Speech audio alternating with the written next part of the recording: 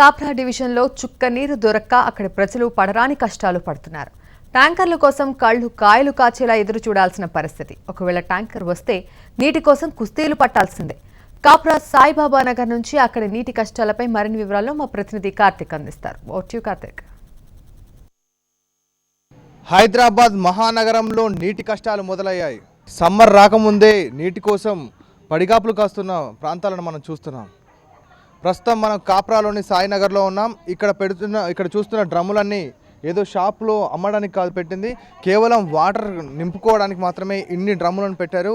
ఒక ఇంటికి 2 డ్రమ్ముల చొప్పున ఇక్కడ ఉన్న వేల సంఖ్యలో ఇండ్లలో కూడా ప్రతి ఇంటికి 2 డ్రమ్ములు ఉన్నాయి. తాగునీటి కోసం ఈ వారం రోజులుగా ఎదురు చూస్తున్నా కూడా కనీసం గుక్కడి నీళ్లు కూడా దొరకట్లేని పరిస్థితి అయితే ఉందని చెప్పేసి ఇక్కడ ప్రాంతవాసులు చెప్తున్నారు. దాదాపు 20 సంవత్సరాల నుంచి కూడా ఇదే ప్రాంతంలో నీటి కోసం ఎదురు చూస్తున్నాం. అయినా కూడా ఎక్కడా కూడా గుక్కడి నీరు దొరకట్లేదు.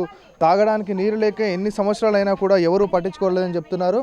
ఈ ప్రాంతవాసులకు పూర్తిగా కూడా నీరు దొరక్క నానా అవస్థలు పడుతున్నారు. ఇక ఇంటికి 2 డ్రమ్ముల కోసం దాదాపు ఇంట్లో ఉన్న 2 మనుషులు ఉంటే ఒకరు మాత్రం నీటి కోసం ఉంటూ ఇంకోవారు పనికి వెళ్ళి పనికి వెళ్ళాల్సిన పరిస్థితి ఏర్పడుతుంది. మిగతా ఉన్న ఇంట్లో వాళ్ళు ఈ నీటి కోసం ఎదురు చూస్తున్నామని చెప్పేసి చెప్తున్నారు. మనతో మాట్లాడడానికి స్థానికులు కూడా ఉన్నారు. చెప్పండి అమ్మా, ఎన్ని సంవత్సరాలు ఉంటున్నారు ఇక్కడ? అసలు ఎలాంటి పరిస్థితిని ఎదుర్కొంటున్నారు? 17-18 సంవత్సరాలు అయింది ఇక్కడ ఉండబట్టి. అప్పటి నుంచి ఇదే సమస్య, మాకు ఇది ఏం కొత్త కాదు. మేము 12 సంవత్సరాల నుంచి మాకు 7 రోజులకు ఒకసారి వస్తుంది ట్యాంకరు. 3 రోజులకు ఒకసారి రావాలి. ఇప్పుడు ఎండాకాలం బోర్లు కూడా పని చేస్తలేవు. ఇప్పుడు బోర్లు కూడా అన్ని ఖరాబ్ అవుతున్నాయి, ఖరాబ్ అయినాయి. ఇప్పుడు 3 రోజులకు ఒకసారి రావాలి మాకు వాటరు. మాకు ప్రాబ్లం అయ్యేటట్టు ఉంది నీళ్ళ గురించి.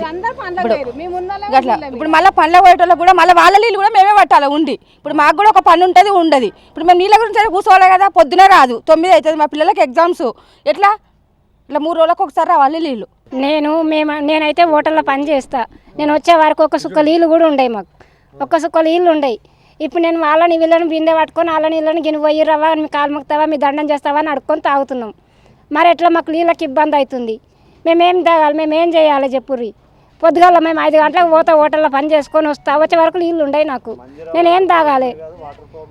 బోర్ నీళ్ళు పని చేస్తలేవా, మంజర వాటలు వస్తలేవా, మేమేం తినాలి, మేమేం తాగాలి? ఇగో వారం 10 రోజులు మేము నాకు స్థానం లేక నా అవతారం చూడ ఎట్లుందో, నీళ్ళు లేక నీళ్ళకి ఇంత ఇబ్బంది ఉన్నా నేను. మాకు ఇక్కడ బోర్ కూడా రాదు, ఖరాబ్ అయింది. పైప్ లైన్ వీకాడ వేసిపోయారు, నీళ్ళు అయితే రావట్లేదు. మరి మంచినీళ్ళు కూడా మాకు 7 రోజులకు 8 రోజులకు వస్తున్నాడు. 7 రోజులకు 8 రోజులకు అది కూడా ఫోన్ చేయంగా వస్తున్నాడు. అది రాకుంటే కూడా అందరు పండ్లకి వెళ్ళిపోతారు. పండ్లకి వెళ్ళిపోతే మరి ఒకలం ఇంటికాడ ఉండి ఉన్నోళ్ళ లేనోళ్ళ ఈ పండ్లకి వెళ్ళిపోయిన వాళ్ళవి కూడా పట్టాలి, మావి కూడా పట్టుకోవాలి.